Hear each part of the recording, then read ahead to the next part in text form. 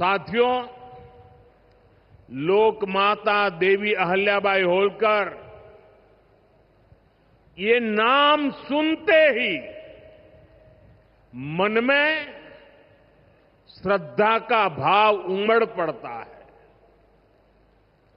उनके महान व्यक्तित्व के बारे में बोलने के लिए शब्द कम पड़ जाते हैं। देवी अहल्याबाई प्रतीक है कि जब इच्छा शक्ति होती है, दृढ़ प्रतिज्ञा होती है, तो परिस्थितियां कितने ही विपरीत क्यों न हो, परिणाम लाकर दिखाया जा सकता है। 250-300 साल पहले जब देश गुलामी की जंजीरों में जकड़ा हुआ था, उस समय ऐसे महान कार्य कर जाना कि आने वाली अनेक पीढ़ियां उसकी चर्चा करें, ये कहना तो आसान है, करना आसान नहीं था। साथियों, लोक माता अहल्याबाई ने प्रभु सेवा और जन सेवा, इसे कभी अलग नहीं माना। कहते हैं वे हमेशा शिवलिंग अपने साथ लेकर चलती थी। उस चुनौतीपूर्ण कालखंड में एक राज्य का नेतृत्व कांटों से भरा ताज कोई कल्पना कर सकता है? कांटों से भरा ताज पहनने जैसा वो काम, लेकिन लोक माता अहल्याबाई ने अपने राज्य की समृद्धि को नई दिशा दी। उन्होंने गरीब से गरीब को समर्थ बनाने के लिए काम किया। देवी अहल्याबाई भारत की विरासत की बहुत बड़ी संरक्षक थी। जब देश की संस्कृति पर, हमारे मंदिरों, हमारे तीर्थ स्थलों पर हमले हो रहे थे, तब लोक माता ने उन्हें संरक्षित करने का बीड़ा उठाया। उन्होंने काशी विश्वनाथ सहित पूरे देश में हमारे अनेकों मंदिरों का, हमारे तीर्थों का पुनर्निर्माण किया।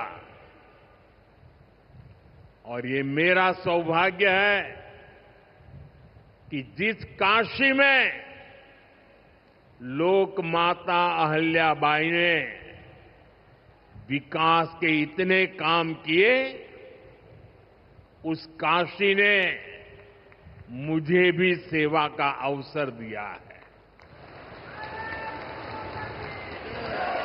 आज अगर आप काशी विश्वनाथ महादेव के दर्शन करने जाएंगे तो वहां आपको देवी अहल्याबाई की मूर्ति भी वहां पर मिलेगी। साथियों, माता अहल्याबाई ने गवर्नेंस का एक ऐसा उत्तम मॉडल अपनाया जिसमें गरीबों और वंचितों को सबसे ज्यादा प्राथमिकता दी गई। रोजगार के लिए, उद्यम बढ़ाने के लिए उन्होंने अनेक योजनाओं को शुरू किया।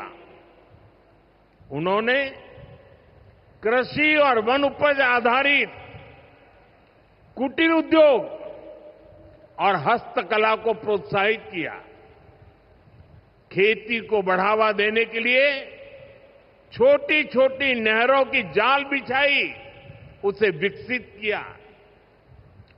उस जमाने में आप सोचिए 300 साल पहले जल संरक्षण को बढ़ावा देने के लिए उन्होंने कितने ही तालाब बनवाए। और आज तो हम लोग भी लगातार कह रहे हैं, कैच द रेन, बारिश के एक एक बूंद के पानी को बचाओ। देवी अहल्या जी ने 250-300 साल पहले हमें एक काम बताया था। किसानों की आय बढ़ाने के लिए उन्होंने कपास और मसालों की खेती को प्रोत्साहित किया। आज 250-300 साल के बाद भी हमें बार बार किसानों को कहना पड़ता है कि क्रॉप डाइवर्सिफिकेशन बहुत जरूरी है।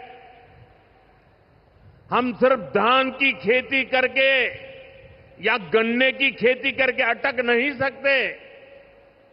देश की जरूरतों को, सारी चीजों को हमें डाइवर्सिफाई करके उत्पादित करना चाहिए। उन्होंने आदिवासी समाज के लिए, गुमंतु टोलियों के लिए खाली पड़ी जमीन पर खेती की योजना बनाई है। ये मेरा सौभाग्य है कि मुझे एक आदिवासी बेटी आज जो भारत के राष्ट्रपति पद पर विराजमान है, उनके मार्गदर्शन में मेरे आदिवासी भाई बहनों की सेवा करने का मौका मिला है। देवी अहल्या ने विश्व प्रसिद्ध माहेश्वरी साड़ी के लिए नए उद्योग लगाए। और बहुत कम लोगों को पता होगा कि देवी अहल्या जी हुनर की पारखी थी। और वो जूनागढ़ से, गुजरात में जूनागढ़ से कुछ परिवारों को माहेश्वर लाई और उनको साथ जोड़ करके आज से 250-300 साल पहले ये माहेश्वरी साड़ी का काम आगे बढ़ाया, जो आज भी अनेक परिवारों का वो गहना बन गया है और जिससे हमारे बुनकरों को बहुत फायदा हुआ। साथियों, देवी अहल्याबाई को कई बड़े सामाजिक सुधारों के लिए भी हमेशा याद रखा जाएगा। आज अगर बेटियों की शादी की उम्र की चर्चा करें तो हमारे देश में कुछ लोगों को सेक्युलरिज्म खतरे में दिखता है। उनको लगता है ये हमारे धर्म के खिलाफ है। ये देवी अहल्या जी देखिए, मातृशक्ति के गौरव के लिए उस जमाने में बेटियों की शादी की उम्र के विषय में सोचती थी। उनकी खुद की शादी छोटी उम्र में हुई थी, लेकिन उनको सब पता था कि बेटियों के विकास के लिए कौन सा रास्ता होना चाहिए। ये देवी अहल्या जी थी, उन्होंने महिलाओं का भी संपत्ति में अधिकार हो, जिन स्त्रियों के प्रति की असमय मृत्यु हो गई हो वो फिर विवाह कर सके। उस कालखंड में ये बातें करना भी बहुत मुश्किल होता था, लेकिन देवी अहल्याबाई ने इन समाज सुधारों को भरपूर समर्थन दिया। उन्होंने मालवा की सेना में महिलाओं की एक विशेष टुकड़ी भी बनाई थी। ये पश्चिम की दुनिया के लोगों को पता नहीं है, हमें कोसते रहते हैं। हमारी माताओं बहनों के अधिकारों के नाम पर हमें नीचा दिखाने की कोशिश करते हैं। 250-300 साल पहले हमारे देश में सेना में